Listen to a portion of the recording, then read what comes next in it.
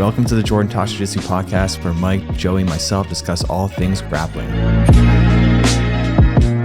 Welcome to the Jordan Talks Jiu-Jitsu podcast. Today we don't have Joey and Mike, but instead we have Kieren Lefevre. He's one of my good friends from Australia. He's actually, I'll just let you introduce yourself and your qualifications. Awesome. Thanks so much for having me, Jordan. My name is Kieren Lefevre. I'm a blue belt under Adam Childs out of Alliance, Sydney. I'm a certified strength and conditioning personal trainer in Australia, and I'm an ISSN sports nutrition specialist. Yeah, exactly. So perfect. So the reason why we have Kieren on the channel today is me and Kieren actually, we made a performance and longevity jiu-jitsu course. So what we go over is mat safety, which is what I go over. Kieren goes over strength and conditioning, nutrition, and mobility. So all very key things in longevity and performance. So yeah, we're really excited to make this course with Kieren, and we want to tell you all about it. And but not just like, try to sell you guys the whole time on it, but like, there's a lot of valuable information in this podcast, all about strength and conditioning, mobility, nutrition, which you guys get for free. So if you guys do want to, expand further on that knowledge, definitely behind the course. But if you don't want to too, just listen to the podcast anyways, because again, you're getting a lot of free information. So we'll get started. Kieren, you just let us know what the course is all about, kind of expand on it a little more than I did, and why you wanted to make this course with me. Yeah, totally, man. Well, first of all, it's an honor. I mean, we've been sort of like going back and forward on the jiu-jitsu sort of social media space for a little while. I think you actually found me first, funnily enough. You commented on one of my early videos when I had 50 subscribers or something, and you had I think you had around 200 or just under 200 at the time, and then we were going back and forth since then. So it's been absolute honor, man, and awesome to watch you grow and the success that you've created. It's been amazing, well deserved. Just wanted to get that out there first. So yeah, man. This course is in my view a culmination of everything that I've learned in jiu-jitsu for the strength and conditioning, mobility, and nutrition, tailored toward jiu-jitsu in my not only my years before even training jiu-jitsu as a coach, but also being able to tailor that over the last 2 years in my own journey. And I've been able to coach other athletes. I coach many different jiu-jitsu athletes, all walks of life, whether they're trying to be professional all the way up to black belt level. So having all that experience and being able to put that in a digestible, no pun intended, package that's consumable for and accessible, more importantly, for everyone, that's really important. So in this course, your section is all about longevity on the mats and safety on the mats. And I know we did a podcast episode all about that on the Beyond Jiu-Jitsu podcast, and I think it's going on yours as well. So definitely listen to that to learn more about for those listening Jordan's side.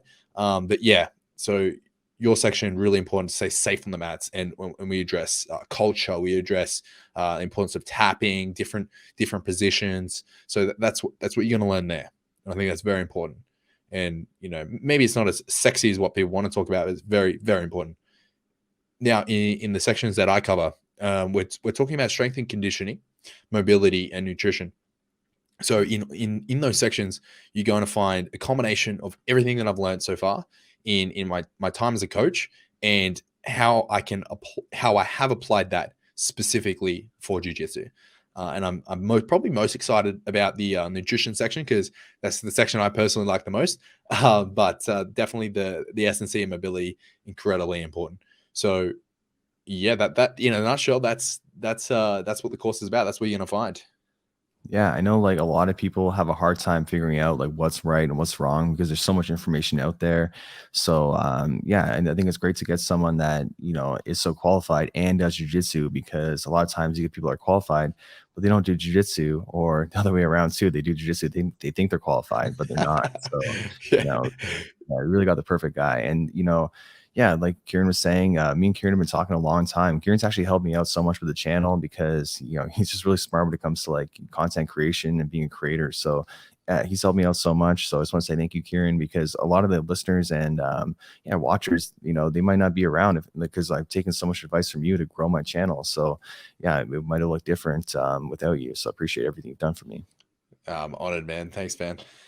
Yeah. Yeah, no problem. And yeah, back to like nutrition and stuff like that. Like, yeah, I just wanted to like ask you, like, what's the most like common nutrition mistake people make? Yeah, so with jujitsu guys specifically, okay, everything I'm going to say here does not apply to everyone. So don't just take this and run with it, and it'll make sense when I come out with it. But I think probably the most common mistake for most jujitsu guys is under eating. You're actually, most people aren't eating enough, ironically, because, in today's day and age, it's all about eating too much. But when it comes to people that are training at the level and the intensity and the volume that a lot of jiu-jitsu people are training at, you're just not eating enough calories. And specifically, you're not eating enough protein and not eating enough carbohydrates. I'm probably going to avoid the whole keto argument, but I think that a lot of jiu-jitsu players out there need to be eating a lot more protein, a lot more carbohydrate to fuel the intensity that is jiu-jitsu training. And not to mention your life on top of that, because jiu-jitsu isn't, most people's entire existence. So yeah, I think definitely under eating is the most common mistake that I see, Yeah, for sure. 100%. And actually, I made that exact mistake for so long. Like, what I used to do when I was a lower belt is like I knew I could lose weight really quickly if I didn't eat after training. So I just wouldn't eat. I would train and I wouldn't eat. But it was not a good idea because I was always really tired, under recovered, and I was just Mm, softer of a body. So now I eat after training every time. I get my protein, my carbs, and yeah, I feel like I eat more than ever now, and my body's in the best composition it's ever been in. So it's such a strange thing. It's like you can eat more and have a better body and better performance. And yeah, people don't realize that. They don't understand, the importance of, having protein and carbs and, just macronutrients in general and, time in that sense after training. So, and there's so much like misinformation out there too. So Kieren, in terms of nutrition itself, and we'll go into mobility and strength and conditioning later, but in terms of mm. nutrition, how does that affect longevity? How does that affect performance? Yeah, so nutrition, particularly when we're talking about the operating at a higher level in sport in general. And I know that you mentioned this already, but in the previous episode, but Gordon Ryan has stated publicly that at the top levels of jiu-jitsu, it's not very professional. I think the sport's so young that it's not really, even the top guys, some of the top guys aren't taking it super seriously because there's a lot of reasons for that, particularly you can point to money being the primary one. But the long and the short of it is that I think nutrition for any sports performance is important. Now, do you have to, eat like a pro athlete to get the benefits of sports nutrition? No, you don't.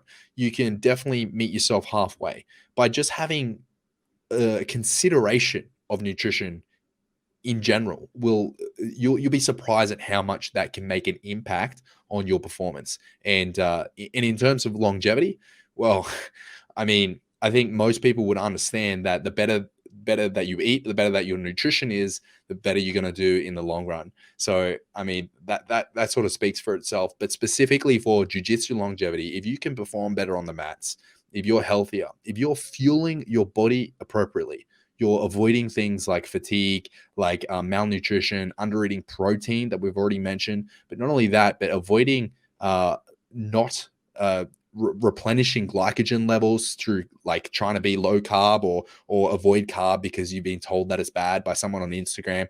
Just things like that. If you can have a considered approach to nutrition and arm yourself with some knowledge, then that's going to help you not only on the mats, but it's also going to help you off the mats. It's going to help you in your daily life. So as you can see, I mean, I'm pretty bullish on the importance of nutrition, but you don't need to go to extremes. You don't need to count every single calorie and every single macro and be like, eating broccoli and steamed chicken out of Tupperware containers.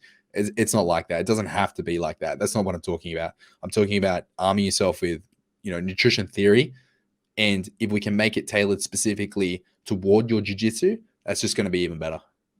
Yeah, I think you brought up some great points. I think it's so important not to eat like super, super strict because it's just hard to follow that forever. And that's a mistake I've made before is like, okay, I want to get healthy and really better my body. And I just eat like so strict and it's so boring and I just like hate my life. Mm, And then I fall off, start binge eating.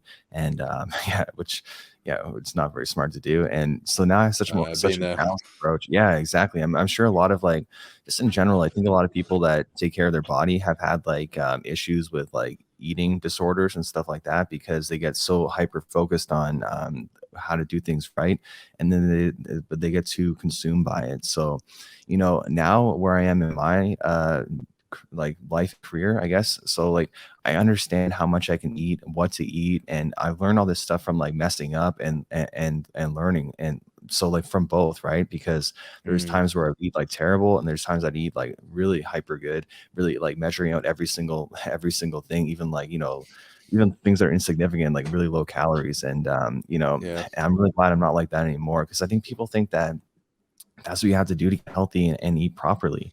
So, but it's really not. You can have a more balanced approach that you don't hate your life. Totally, man. I was a bodybuilder for I mean, I did just one like season, we call them seasons of bodybuilding competitions. And yeah, I was counting every single grain of rice. And funnily enough, that's how I met my current business partner, because I run a videography company, and that's how I met Zach, my business partner. He was my bodybuilding coach, and then we stayed in contact through that. We connected through that. But yeah, I really struck home when you were talking about how people that hyper focus and obsess over every single calorie, every single gram of rice, and are only eating out of Tupperware containers, and enviously looking at their friends that are enjoying their lives and enjoying their food. You don't want to live like that. That's shithouse, and I can talk to that from experience. And yeah, eating disorders can be right around the corner if you're not careful. So in in terms of eating for sports performance, or eating for jiu-jitsu, is eating for sports performance. And the best nutrition plan that you can possibly follow, or the best nutrition plan you can possibly have, is the one that you're going to follow, the one that you're going to stick to, and the one that's enjoyable. You don't want to be Yeah. eating food that you hate. What's the point? Like you're gonna be sad. You're gonna be depressed. It's gonna suck. So I can. That is such an important aspect of what I'm teaching here in this nutrition section. Is, yeah, giving you all the theory, teaching you how to count the calories, how to count the macros, teaching you, arming you all that knowledge, but also teaching you how to create a balanced approach. Yeah, 100%. Because yeah, like you said, the best one is the one you follow. I think sometimes people think that the best possible nutrition plan is the most like strict and most like thought out, and that's not really the case. Like I eat very Mm, healthy, but then come Saturday, I might have like a bit of a cheat meal and cheat day, and like I feel like crap the next day, but it's like worth it at the time on the Saturday. But I think, well, what if like I eat like this every single day, like most people do, and then how I'd be feeling like crap every day. So like I don't mind feeling yeah, crap one day a week, but like because I want to, you know, eat and do that kind of stuff. But like yeah, every day it's like so many people live in a state of like feeling like total shit, not really understanding why. And it's like, well, look at yeah, your diet first. You can't have yeah. like a great healthy body if you just put like the worst type of foods into you. Yeah, and it's even worse when like someone has eaten that way for so long that they forget what it's like to feel good, or to feel like, normal, air quote normal. It's ironic. And then they start to follow, not to sound like an extremist, but they start to like follow some form of structure, or some form of considered, healthy eating lifestyle, not even like a plan, but just a lifestyle. And then like, oh shit, I have so much more energy. I feel so much better now. Like I'm improving my performance. I'm starting to perform better on the mats, or what have you. And then all of a sudden, when they do, have their cheat meal, which is totally fine, but or they do have their cheat day, as you put it, then they feel like, okay, this, I feel like shit. They have that juxtaposition. They have that comparison. If you're someone that's eating like crap all the time, you're eating shit all the time, you're going to feel shit, and you're not even going to realize. Yeah, it's the same reason I don't drink alcohol. Not because I'm like, oh, Mm, alcohol is really bad, even though that's a different argument. But I don't drink alcohol because I always feel like crap the next day. But I mean, like for some people, it's worth it to feel like crap, one day a week because they want to party or whatever. But then there's people that drink every day, feel like crap every day, and it's like, yeah, it's probably not the greatest approach to your body. So I think it's the same thing with nutrition. It's like, you can't eat like crap every day and expect to have great results and not feel like total shit. So just mm. like without it becoming not without overcomplicating, going too much into detail, like what are some of the nutrition approaches we take in this course? Yeah, so in the course, everything starts with theory. And I try not to make it super dry and like boring. So, but it's going to arm you with all the basics. All your bases are covered, right? You're going to have a foundational understanding of nutrition concepts. So we're talking about things like, macronutrient profiles, how an athlete, and specifically a combat sport athlete, should be eating in terms of how much, depending on your weight. I teach you how to calculate exactly how many calories you should be eating, not so that you can like plug it into an app and only eat that and track it meticulously and weigh your little tubs of rice and what have you, but so that you can have a ballpark, you know, so that you can have an understanding. And I teach you how to get that understanding through some practices that you can go through. But I mean, we also, not only that, I have to mention that the course comes with an entire eating plan. I think I don't even I went to calculate the different meal combinations, and if you combined all the different meal plans, how many meal options you would get. It's in the hundreds. Like, there's so many different meal options there that there's something that for everyone. And there's even vegan options as well. We definitely cater to that audience, but not to make this sound like an infomercial here, but I think for if you're listening to this and you have absolutely zero interest in actually buying the course, which is totally fine, but you're like, okay, we'll get to the point. What do jiu-jitsu guys actually need for nutrition? I'd say the biggest thing that you need to consider is look at your protein intake.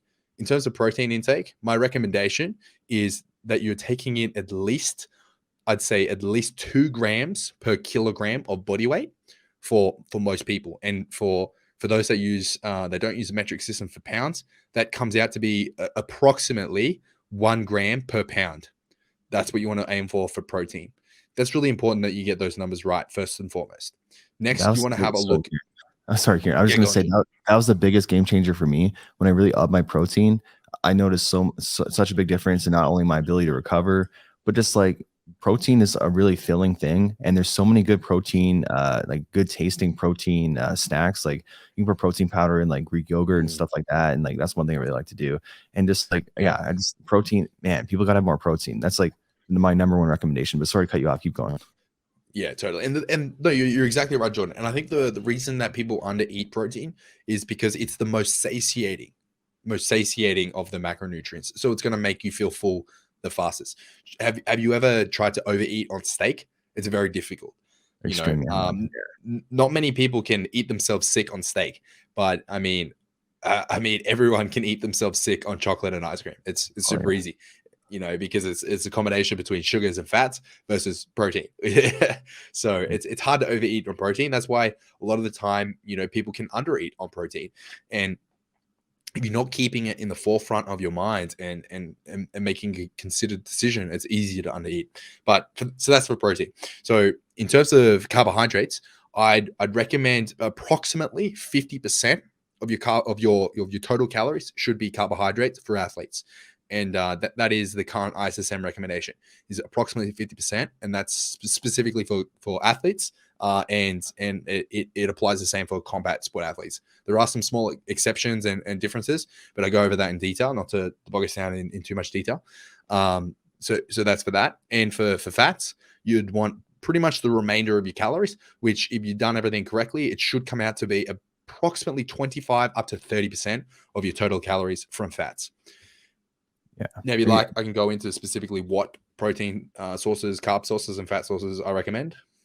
Well, before we do that, I just wanted to say, what we do here and what Kieren did was he put together like a plan for you and also giving you the theory of why, which I think a lot of the reason why my channel is successful is because I give so much of the theory of why you do things. So, and a lot of channels just give out, this is how you do a technique, right? So I think we've taken that same approach and, really used it for the nutrition too, where again, you need to know why you're doing things and you also need to know what to do. So having both is so important because in the beginning, it's hard to take the why and apply it and make something yourself. But if you follow the plan and you're learning the why, eventually you might not even need the plan. You might just understand, like you'll do what I did. I just understand how to eat now and how to eat properly and how to fuel myself. And like every meal I have, I always think like, how much protein does this have? Does it have like enough? Like for me, I think most people, you want at least 25 grams of protein in a sitting for something you're eating. So yeah. Exactly. So it's like, well, if I'm gonna have like a snack or something like that, it's like if it's all carbs, that's just gonna make me hungry pretty quickly or whatever, right? So Mm. yeah, I'm always thinking about protein, everything I eat. I think that's super important. Yeah, I couldn't agree more. And it reminded me of something that we spoke about in a meeting that we had for this course in the not too long ago, a couple months ago, but when everything was sort of packaged together. And I think I made the offhand comment that someone with this nutrition section could actually end up coaching nutrition for jiu-jitsu athletes with I've given everything. I've like, that just makes me laugh. The fact that if someone was to have this, they would have enough tools in their toolkit to then go on and coach other people. So that's how much I believe in 100%. the course. And that's kind of Yeah. like, my mentality, your mentality too, when it comes to these type of things. It's like when I make a YouTube video, I want to show literally every single possible thing, and any question someone might answer, I have it answered in there. I want no room for, what if or like any questions. I want to Mm. package it all together. So that's why we did like the course, like such a cohesive thing, because you don't need to know much else when it comes to longevity and performance than what we show you in the course. And we literally show you absolutely everything we know. I think that's really important. And just to get back to like nutrition, like, we talked about macronutrients, all that kind of stuff. But what about like supplements? Do you think people should be taking supplements? And if so, what is the best one to take? I recommend supplements for most people. I mean, when it comes to supplements, they're a sticky one because there are a lot of supplements out there that have a lot of benefit. But because of the nature of the beast, right, it's so easy to get sucked into the rabbit hole of the supplement world, particularly with the fact that it's a multi-billion dollar industry. They're there to make money from you.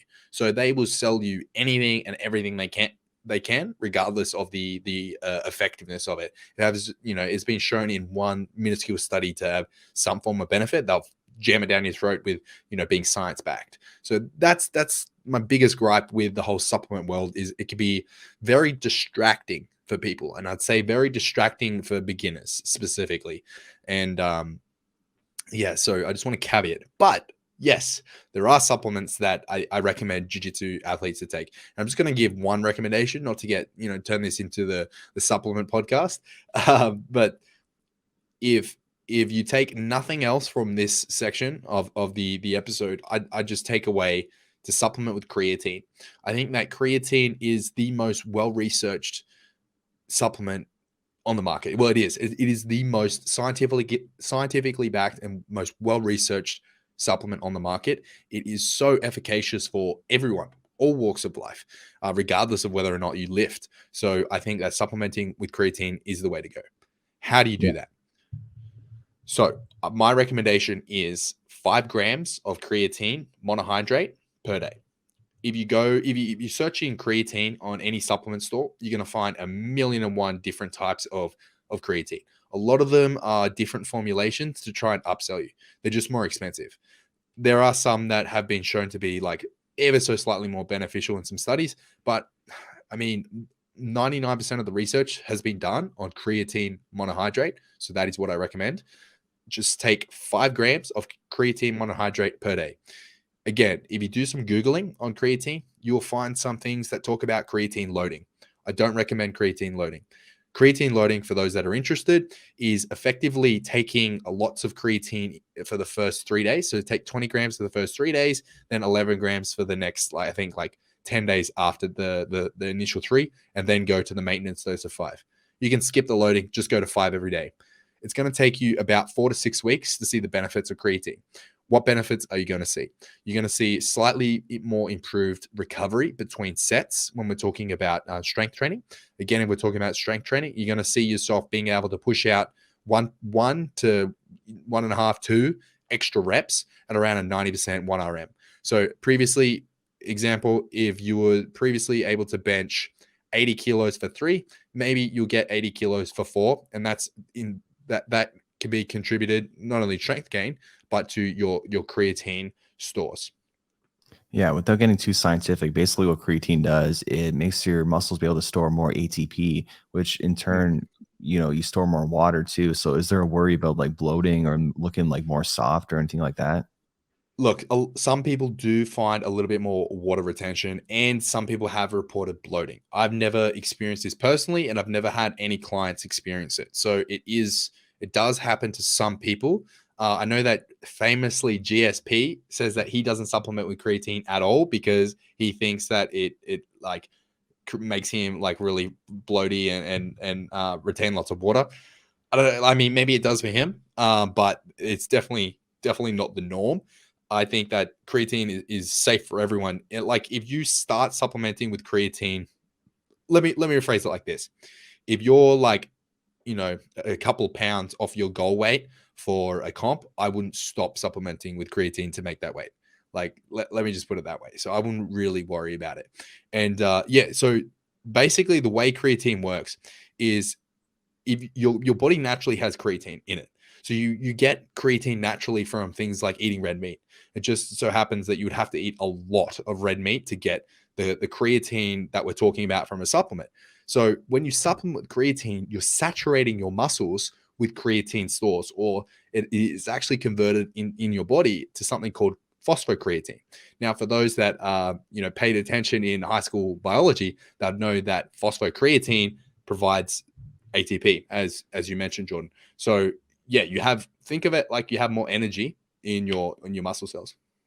Yeah, exactly. Because ATP is basically how energy is stored in your muscle cells. And yeah, Yeah. just one question you might not know the answer, because this is really, I feel like a debated topic when it comes to creatine. It's like I hear that it can make your body produce more DHT, which can in turn make you go bald. So is that something you think is a real thing, or because This I know is it's quite such. debated. I'm so glad you asked this. I don't know if I should like bring up the article I have.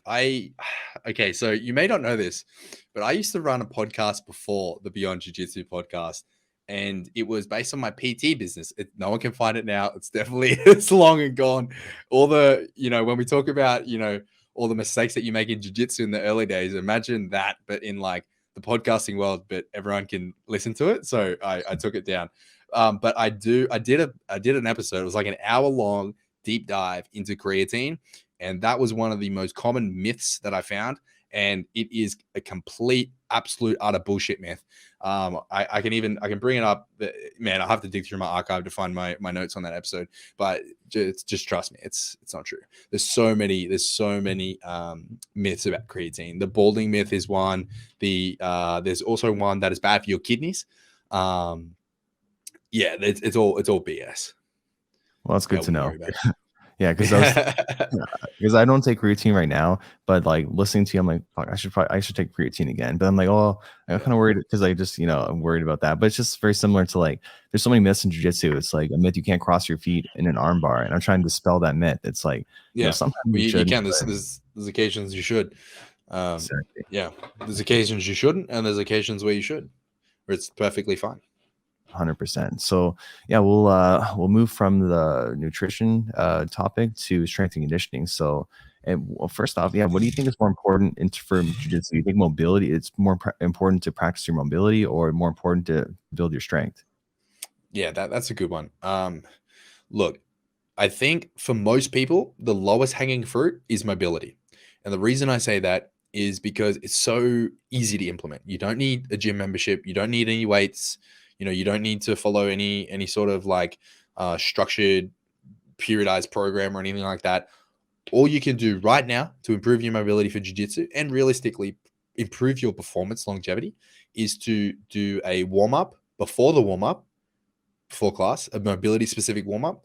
And instead of like, well, not instead of, but you see the guys like after class, they line the walls and they're talking shit and having a good time, like bonding with their training partners. I do it as well. It's one of the best parts about jiu-jitsu. But whilst you're doing that, just do some mobility, just stretch, get up against the wall, do a cat stretch, um, work on your pain points, or work on your mobility, or grab out a trigger ball, grab out a roller, and just monkey around on the roller while you're talking smack with your mates that you're going to be doing anyway. So that is the lowest hanging fruit. So in terms of it being more important, I mean, I'd say they're equally important, but that's probably the easiest for most people to implement. 100%. And when it comes to like mobility, like, do you advocate for like dynamic stretching, or static stretching, or more like FRC, functional range conditioning? And what's your approach to that? Well, I think a combination of all of the above is important. There is a time and place for static stretching. I'm a big advocate. I'm a big fan of Kelly Starrett. For those that don't know, he's the author of Becoming a Supple Leopard, and he's the creator of a program called the Ready State. I'm a big fan of his work.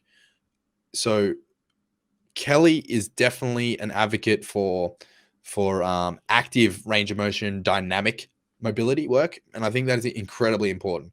And if you go back like 10 years ago, or even further, I mean, when I was in school, the warm up for PE was like, the quad stretch, like grabbing your boot and statically holding a quad stretch for 30 seconds and change. That's actually been shown to be very ineffective. The most effective for warming up is dynamic movements. However, where static movements come in, being a stretch hold, you're looking at post-training. So you're looking at the cool down. It can be a way of regulating your nervous system, cooling yourself down, bringing you back down to a level state. You've just been going to war with someone else that's trying to like strangle you. You're going to be hyped up. You're going to be jacked up, and your muscles are going to carry that tension. So if you can implement some static stretching, it's not only going to help your muscles, but it's also going to calm your nervous system down and level you out. Yeah, 100%.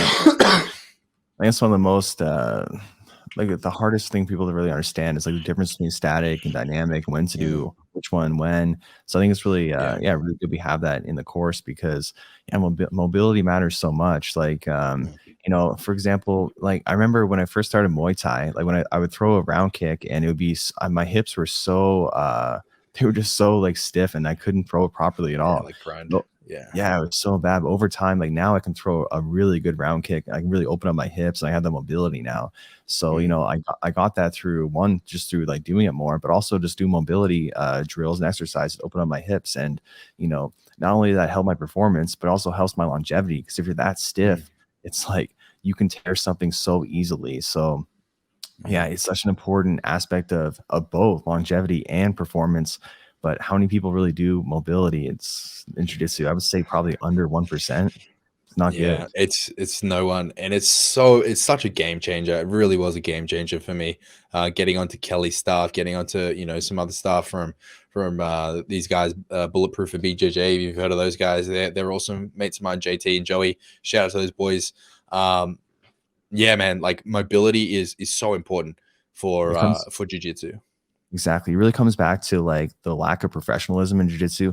I know it's like a hobby for most people, but at the same time, a lot of people treat their hobby as if it's more than a hobby. Like they really, but only in some aspects, only of like the training itself, like going hard as hell, but not like, treating it like professional in the other aspects, like recovery and whatnot. Like, people talk a lot of smack about CrossFit, and I own a CrossFit gym. So I think it's really funny when they do it. And, but we have a great approach to CrossFit. Like me and my dad, we run the gym, and we make sure to scale it, not hurt people, all that kind of stuff. Because that's the main problem. It's the same thing with jiu-jitsu. There's gyms that they don't take safety into consideration, and same with CrossFit gyms. But my point is like CrossFit athletes and a lot of these different sports, they really focus on all aspects of performance. Like, you go to a CrossFit gym, they're always warming up and doing that dynamic stretching, do mobility. Like they really subscribe to like that mentality. They have like ROMWOD as an app, like stuff from Kelly Starrett.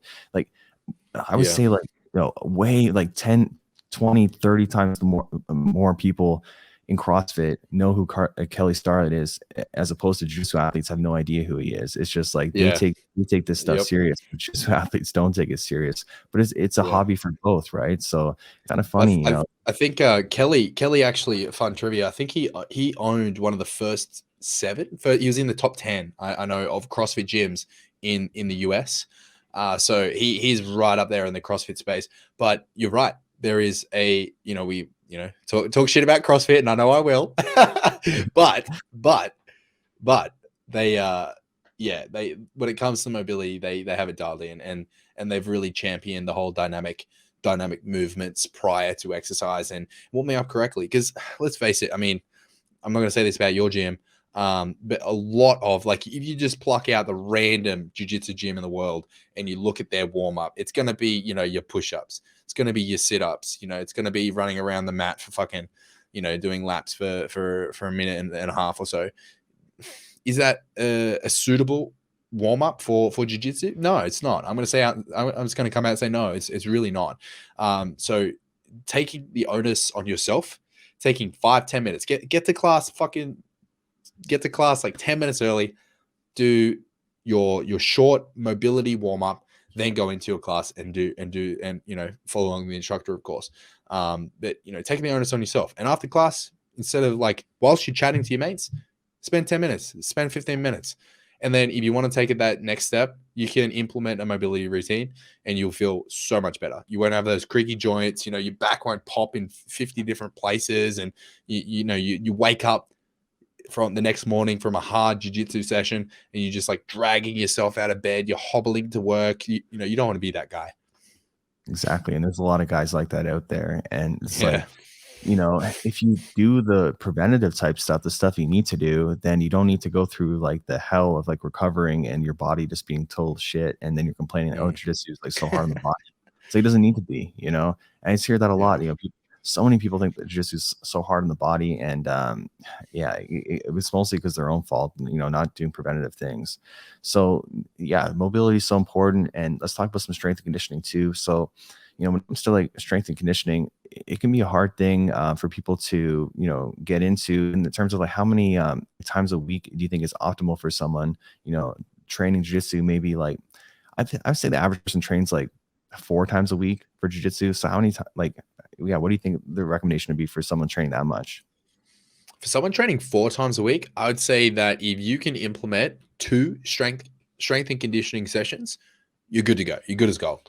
Whether they're both just purely strength or they're a mixture of strength and cardio, or one of them's cardio, one of them's strength, if you can train twice per week, that is absolutely golden. I wouldn't want you training any more than 4. And I'd say the absolute sweet spot, if you were like, jiu-jitsu is really important to you and you have the time and you're willing to put in the investment, the sweet spot for someone that's training 4 times a week would be 3 S&C sessions. So that brings your total up to 7 for those keeping track at home. 7 times a week is a very solid routine. And I'd make sure that you incorporate a rest day. So don't train every single day. I'd say that, traditionally, a lot of people have Sundays as their rest day.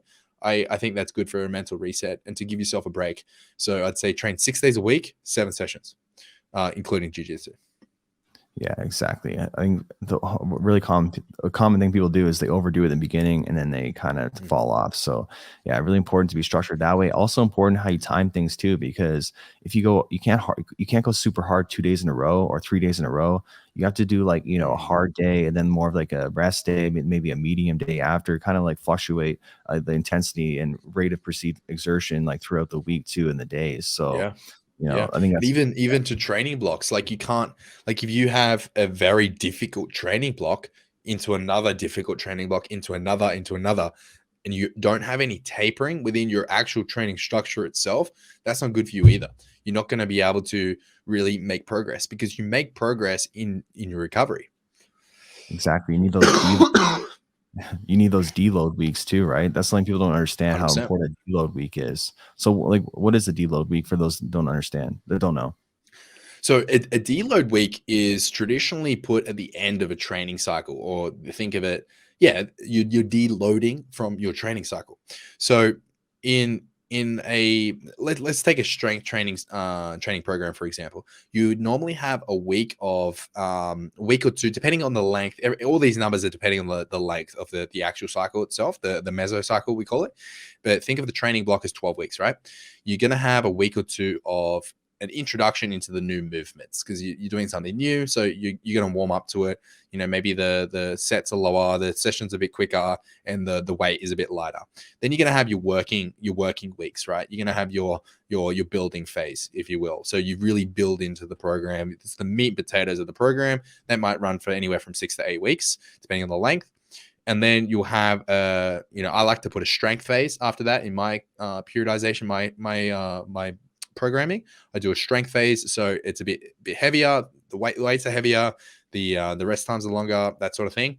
And then finally, to the question, you have the deload week.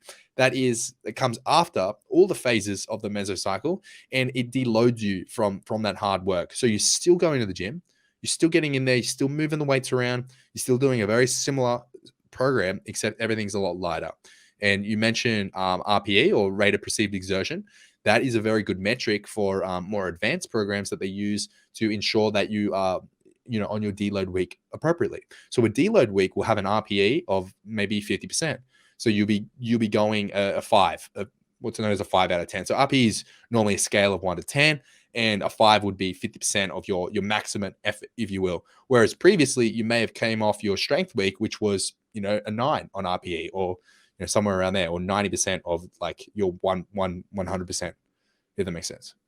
Yeah, exactly. And one thing I wanted to go over too, like, so I have this super fight coming up against this guy, a 10th planet black belt. That's like, I don't know how big he is. He must be like 220. I'm like 190. He might be 230. So he's a lot bigger than me. I Smashing, don't know bro. why. Yeah, I don't know why.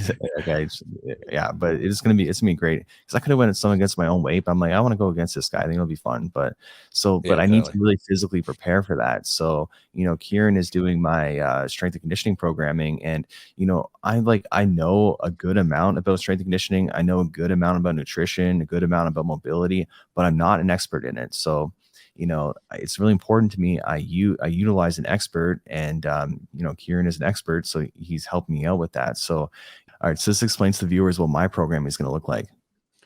Yeah, so Jordan, you're in a very not a run of the mill sort of position. You have a very very strong strength base, right? You're very fit. You've been training for a long time, so we built up a very good foundation. So we're not going to be working on trying to get you stronger. We don't need to do that. So for your program, you'll be rolling Mondays, Tuesdays, Wednesdays, Thursdays. You're not rolling Fridays. You're rolling on Saturdays. So that lays the foundation. That's going to be the bedrock of your training program. Is obviously your jiu-jitsu, because you're a jiu-jitsu athlete. You're preparing for a jiu-jitsu match. You need to make sure that comes first.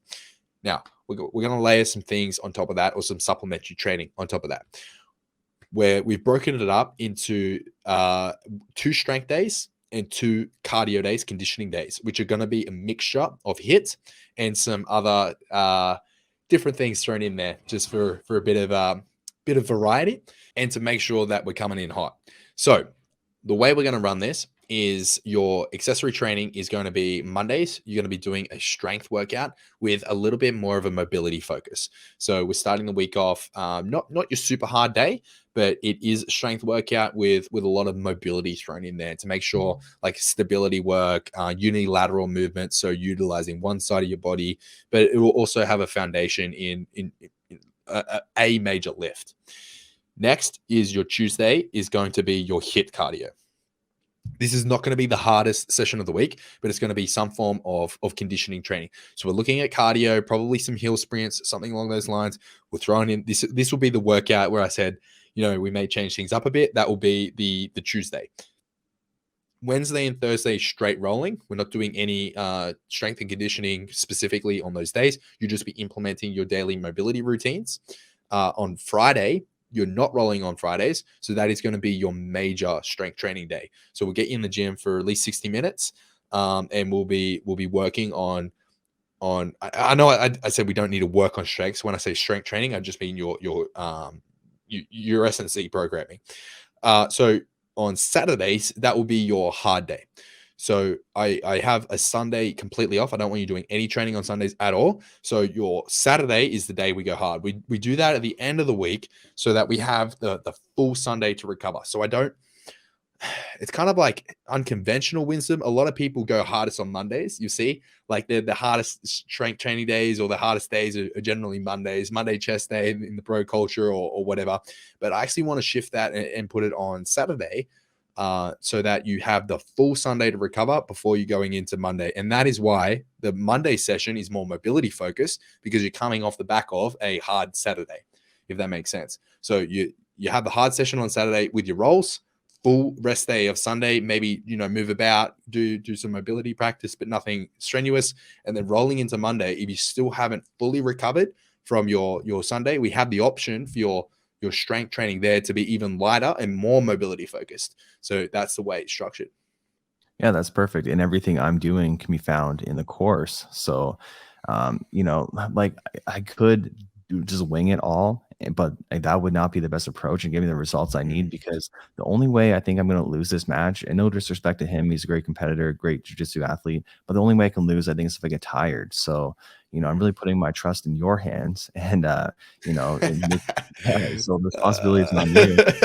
Yeah, Yeah, I see what you're doing here. exactly. But if I trust you to, get me that win, 'cause I don't wanna lose in front of all my fans and, Yeah, you totally, know what I man. mean? So, I'm putting that trust in you because I believe in, what you have to offer, and that's why I partnered up with you with this course too, because I believe in your expertise and your knowledge. So, just to recap, before we close this, so performance and longevity course, uh, you know, I would strength and conditioning, nutrition, mobility, that all factors into performance and longevity, but so does the mat safety too that I go Mhm. over is performance longevity. So it's all it's all cohesive, all the same thing, all making sure you can stay on the mats as long as possible and as optimal as possible, because it's almost like, I think it's similar to like aging. It's like, if you can live a long time, but if your quality of life is like not very good during that time, it's like, what's the point? So same with longevity. It's like, if you can train a long time but you can't train very good or very much fun, what's the point? So you really need both aspects of it to it. You need to be able to train a long time and at a optimal performance. So yeah, that's our course. We're really excited to get out to you guys.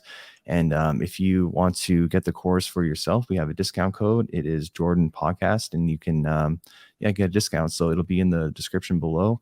You can check it out. And yeah, with that said, thanks for everyone for sticking around and listening to the podcast today.